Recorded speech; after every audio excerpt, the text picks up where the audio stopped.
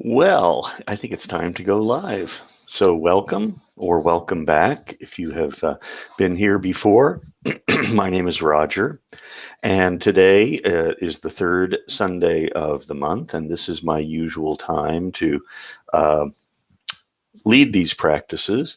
I'm really blessed that I somehow just chose the third Sunday of the month. They said, "When would you like to teach?" I said, "How about the third Sunday of every month?" And the reason why I'm blessed is because it always comes at some point at the change of seasons. And right now we are at the autumnal equinox. We're on the edge of that. This coming Wednesday, September 22nd, here in the United States, will be the equinox when day and night are roughly the same length. Not exactly, kind of depends on where you are in the world. But the equinox always reminds me of the Dharma teaching of equanimity. Equanimity, many people think that equanimity means nothing bothers me. I can deal with anything that comes up, something like that. This may be true. However, we're kind of verging into what in the teachings of the Dharma are called the near enemies. So each one of these categories, you might say, equanimity, loving kindness, sympathetic joy, and so forth, have near enemies. And the near enemy of equanimity is indifference, apathy. I kind of pretend not to care. It's kind of a detachment from the way things are. Equanimity, on the other hand, is the willingness to go equally into the unpleasant as much as I would go into the pleasant. So we're not just clinging to pleasant experiences. We're not clinging to the way things are in the world. We are rather opening the hand and allowing the way things are to be, whether we want them to be that way or not, and then exploring whatever that experience may be, including the unpleasant, because we really don't have much choice. We have what the Buddha termed the terrible twins. We have praise and blame, loss and gain, pleasure and pain, fame and disrepute. These are the opposites that our life is kind of based upon. And without opposites, life could not exist. Without male and female, without inhale and exhale, without day and night. And so here we are at this cusp of the equinox. And as we move into this season, and as we move into our meditation practice, you can experience equanimity. Perhaps you are not fond of autumn. Maybe your favorite uh, season is summer, and you're sad to see summer go. So you're kind of clinging to that experience. See about just being with the experience of the clinging. It doesn't mean you throw it away. It doesn't mean you shouldn't have it. It simply means, am I willing to go into that kind of uncomfortable place of losing summer as deeply as I would go into that comfortable place of being in summer? So in our practice, we may have subtle, perhaps even seemingly insignificant experiences. A leg falls asleep. There's a little discomfort in the shoulder. The room may be not the temperature we desire. Maybe there are a lot of noises around us. All of this can lead to a dissatisfaction. It isn't that you shouldn't be dissatisfied. It's just that this is what's here. These sounds, this physical sensation, whatever it may be. Am I willing to move into that experience of discomfort with that as much as I would be into the place where everything is dialed in just the way I want it? And I'll be reminding you of this during the practice. And again, a reminder that we do have a PayPal offering button. I've put it up in the chat window a little bit earlier. I'll put it in again at the end. And we also have the ability to give offerings through Venmo. And these offerings go to help the Center for Mindful Living and the Mindful Living Collective Scholarship Funds. So if you feel moved to offer a donation, please feel free to do so. If not, perfectly okay. These teachings are given freely.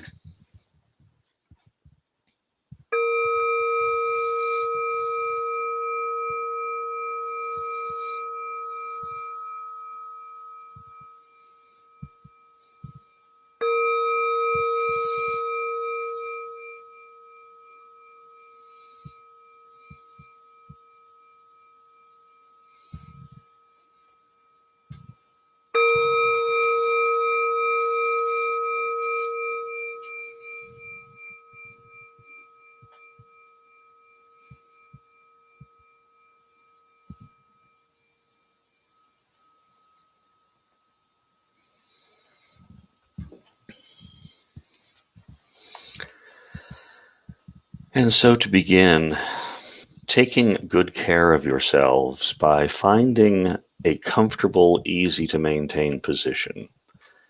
And this could be something that your body needs right now. It could need reclining, or maybe just putting your feet up, or maybe sitting in a chair with your back supported rather than trying to sit on a cushion or on the floor without a cushion, which is never advised. You should always have the hips higher than the knees if you're going to sit on the floor. Perhaps you would rather engage in walking meditation practice. That would be fine too. Whatever is comfortable and feels best for you in this moment, allow the body to find that, as just as water finds its lowest point.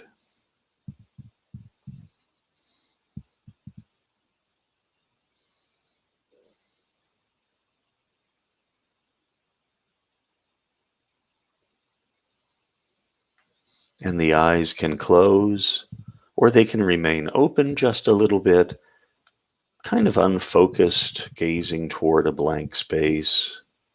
And of course, all of this can change anytime you need to.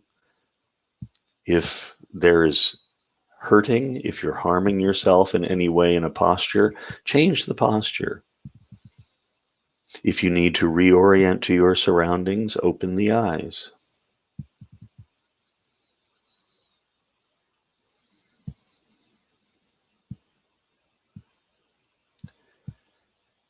And so we arrive in the present moment. And we do this by arriving in the body, perhaps starting with external experiences, the places of touch or pressure where we're making contact with a chair.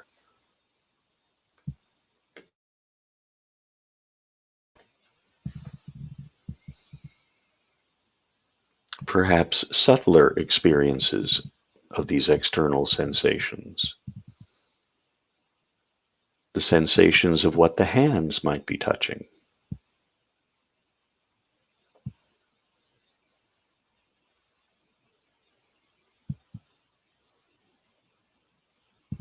Or the sensations of air or clothing touching the skin.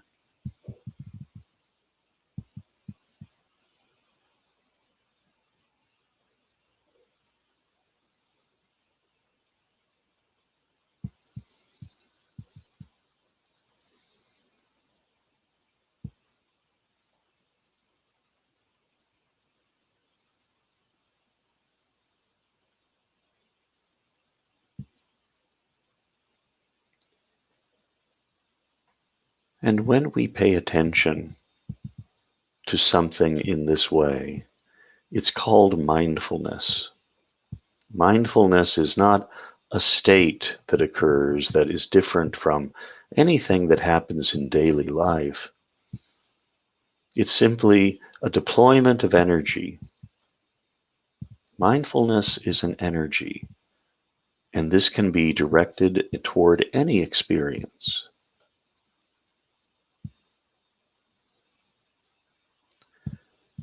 So we can anchor our attention in the present moment by turning the attention in that mindful way toward sounds, noticing the volume or pitch or the duration or distance, direction, whatever it may be, of sounds.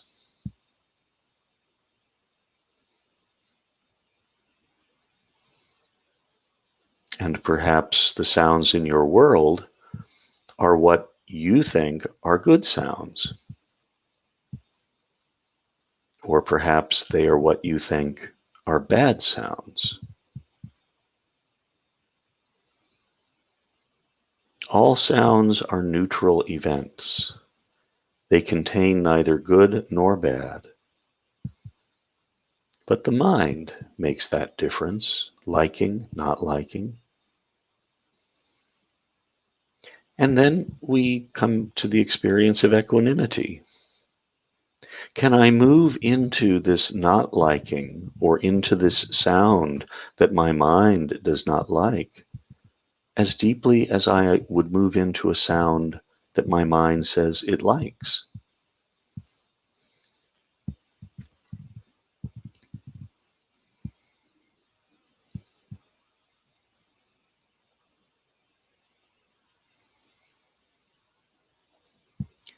And when we do this and our preferences subside, there is an openness and spaciousness that allows whatever is here just to be, and we suffer less.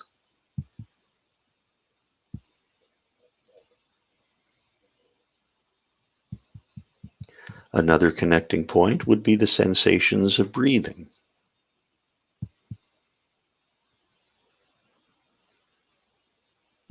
Breathing can anchor our attention in the present moment.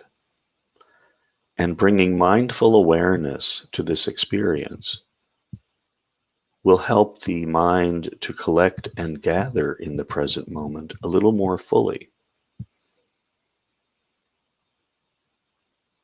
Letting the belly be soft so that we feel a gentle expanding of the abdominal wall with inhale and a gentle releasing of the abdomen with exhale.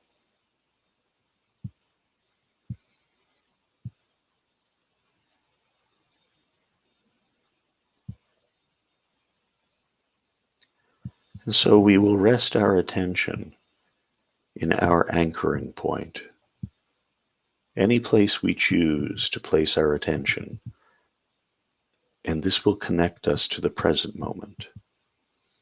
So let's explore these through a few minutes of silence.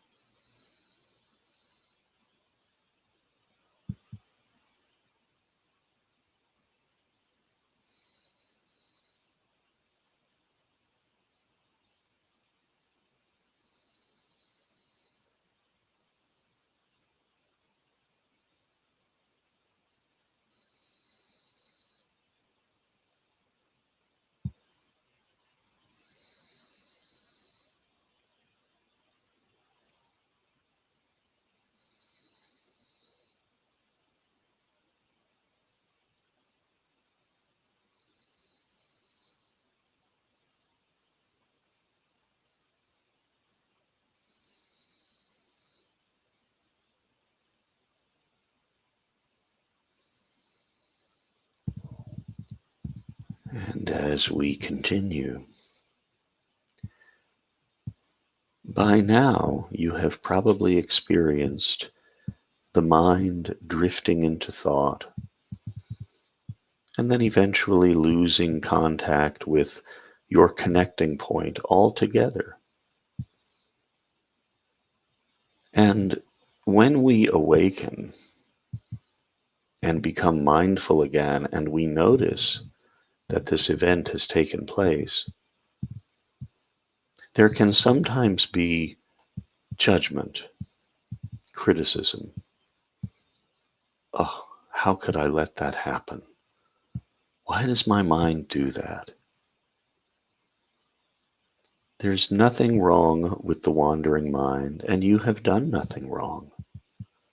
And in fact, the wandering mind is an extremely important component of each practice because eventually it leads us back to mindfulness, which is the point of the practice, not to keep the attention on the breath or on sounds or some other connecting point. However, we can also use any judgment, criticism, negative thoughts as an experiment in equanimity. How does that thought feel in my body? What if I were willing to deepen into that experience a little bit, noticing the sensations of these emotions? What would happen to them if I wasn't clinging to just the pleasant and I was also willing to know the unpleasant equally?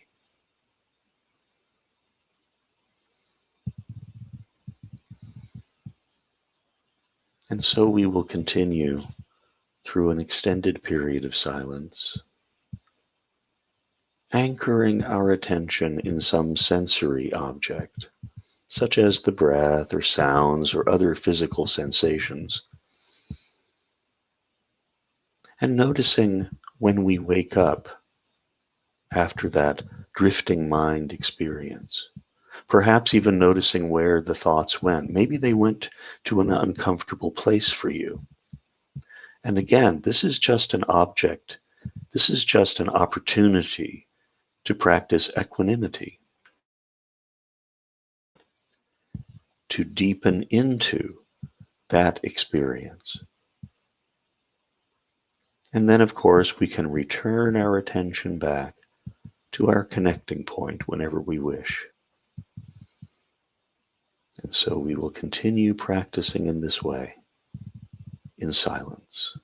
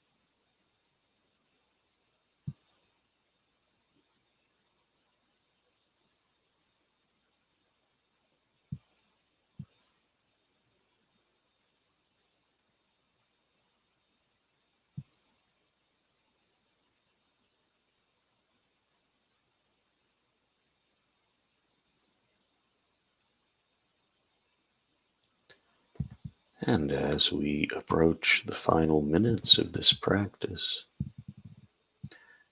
perhaps letting the attention expand to include the body as a whole, feeling the entire body sitting or lying here, noticing what experiences are present, and if there's something toward which you might have some aversion, a not wanting, see if you can allow it at least just to be here, not trying to push it away or fix it or get rid of it.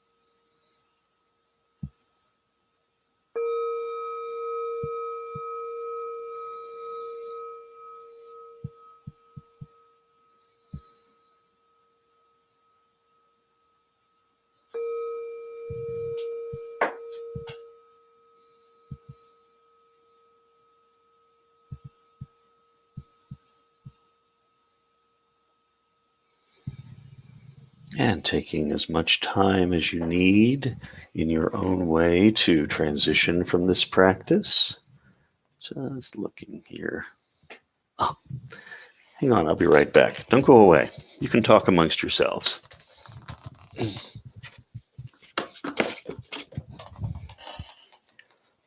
Hi, I'm back. So I see that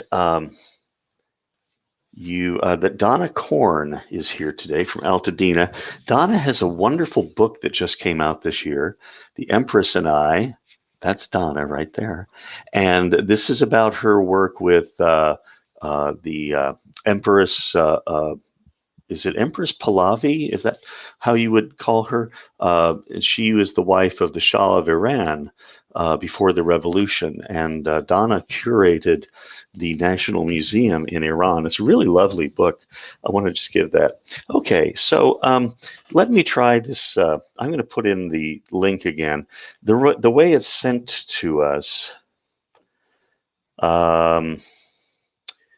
Try it now. Without all the other verbiage, and see if it works, because I'm getting a message from Joel saying that it didn't work. Give that a try. Now you're just going to have to separate, PayPal : HTTPS and so forth until the end of that long string, which ends in a WE4. Okay, separate that out. That should be the PayPal button. I don't know. It's not my line of country, as they say. All right. So any thoughts about equanimity? Anything that came during the practice for you that maybe you had a chance to work with equanimity, this willingness to move into the unpleasant as equally as we would move into the pleasant? Any thoughts about that? We have some new comments. Let's look and see. Oh, okay. It's just me. It is getting autumnal here too, Nick. It nice and cool this morning, little bit of fog. And for Gwen down in Atlanta, my mind was busy trying to fix something. Yeah, whatever we bring to the practice, that's what the practice is going to be about. So if there's something in your life that you're trying to fix or figure out, that's what's going to be here. And then you just notice, the preference. I have a preference that my mind not be working with that. I'd rather be feeling um, whatever might be going on here, and that's okay too. Um, and let's see, instead of being with the feeling, i.e., the discomfort that was causing me, unhelpful. Well, it's all helpful. It's all part of the practice. And if the mind is telling you something, you notice that, and you don't want it to be telling you that, you notice that. It's just about noticing, allowing, accepting, and letting be, really, and moving into that as deeply as you can. But of course, we're not trying to push in any way to move into something that's difficult. Well, Hillary, thank you for that question. Wondering about the relationship between equanimity and acceptance. They are both intertwined. Acceptance is one of the primary attitudes of mindfulness, and one of the most difficult. Probably the only more difficult one is letting go. But acceptance is really a first step in equanimity. This is what's here, and it's like this, whatever that is. And that's acceptance. Now, acceptance doesn't mean that we have to like something. Again, there's no kind of apathy or indifference that we want to bring to this practice in that way. That would be the near enemy of equanimity. So you may not like the experience that's here. Well, that can be known as well, and you can deepen into that. Sherry, interesting to try this approach. Tinnitus sounded, which persists with equanimity. Yeah, it does. It can persist. I have transitory tinnitus. It comes and it goes. That's the kind of ringing or whooshing in the ears that occurs. And I would, of course, prefer it not be here. And I've sat on many long retreats just going, not liking the sound, and it's like, oh, well, okay, let's explore not liking the sound. And I let go of the thoughts about the sound, but that could also be part of the practice. And I go into how things feel in my body in that way. Or I even turn toward the sound itself to see what would happen. Doesn't mean it goes away. It's just another way of relating to it, which might cause us less suffering. Christina, good to see you too. Choose. Let's see, Joel, the unpleasant diminished. I see. It is now not as unpleasant as I imagined before I had explored it deeply. Well, Joel, you bring up a really good point. We think, I can't go there. Well, that's the mind just throwing up an idea right there, just boom, putting that obstacle right up there. I can't go there. It's going to be too difficult. You can go there. It may be difficult. And again, to be very, very clear, do not push. Do not explore something that's so unpleasant it causes you harm. Back away. Elisha likes to say, touch it lightly and back away. If that's all you can do, that's fine. Just know that the equanimity is possible. That's here too. In other words, it's not a but. It's not like I had a great meditation, but it was too loud, or there was too many noises. I had a great meditation and there were a lot of noises.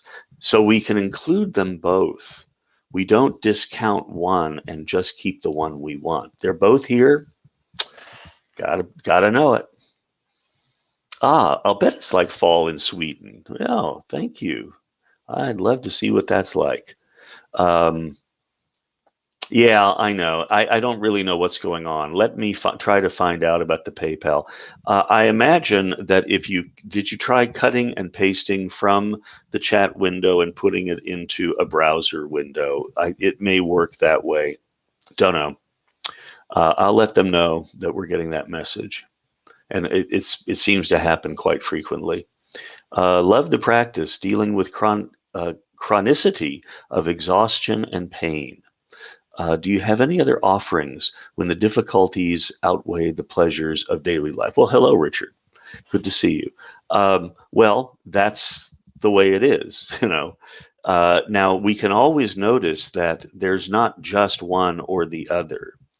In other words, life is not a flatline experience. It has highs, it has lows, it has intensity, it has decreasing of intensity. All things do. Nothing goes like this for an extended period of time.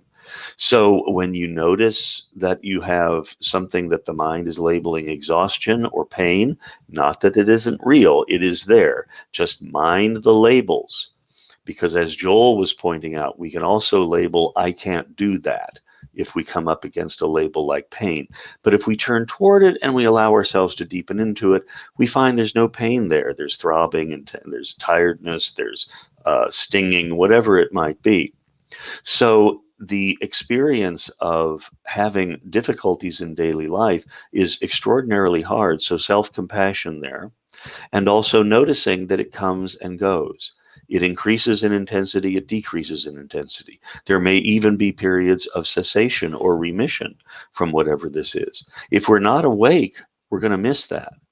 And so being awake to the experience and allowing ourselves to touch it at least lightly and to know it's here and maybe even investigate it a little bit allows us to see, oh, it's an ebb and flow. It's not a constant. Cosmic Dancer, I love your screen name, and you're in Oklahoma. Very cool. I'm from Kansas, you know, spent a lot of times down at the Grand Lake of the Cherokees, or just Grand Lake, as you call it, of course. I was led down a path of thinking about how I avoid unpleasant thoughts. Okay, that's not unusual. If we had two doors, pleasant thoughts, unpleasant thoughts, the line would be pleasant thoughts, right? Okay, so we're gonna experience that. There's just no doubt about it, and just gently being able to explore them. And the way I look at it is, how does that thought feel? I mean, I don't want to get caught up in the thoughts so much. I kind of notice that, then I let it go and I drop into the body. How does that thought, you know, you can feel your thoughts. And oh, by the way, before we lose everybody on the call, if anyone wants a Zoom link to a practice that we've been leading now, my own group has been engaged with for now, we're in our 80th week, and we're coming up on our 400th practice on the equinox on Wednesday together. Just write me here at this email address, and I'll put you on my mailing list and let you know about the Zoom link on that. Or if you're watching in a recording, feel free to do that. Okay, thank you all. Looking good, looking good. Okay. By being unhelpful, I mean the figuring out is an unhelpful habit. Yeah, well, I mean, we have minds that try to do that or want to do that. That's what we have, these beautiful brains that think, you know. We don't want to try to stop that. But if we notice, hey, I'm trying to figure this out and I'm having a discomfort in the body, yes, we could label that unhelpful. And we could say, oh, here's an unhelpful thought. And as soon as you call it out, like a soap bubble, it just pops just like that. And then it's gone. All right, folks. Well, thank you so much. Again, my gratitude for your being here today. My gratitude to the Center for Mindful Living, Elisha, Stephanie, Valerie, and all the other wonderful teachers over there. I'll be back on the third Sunday of October. So have good days. And again, be in touch. You can write me here if you need any more information, if you have questions or want information about the daily group, which meets at 8 a.m. Pacific time, Monday through Friday. All right, thanks for being here. Bye-bye. Now let's end the broadcast.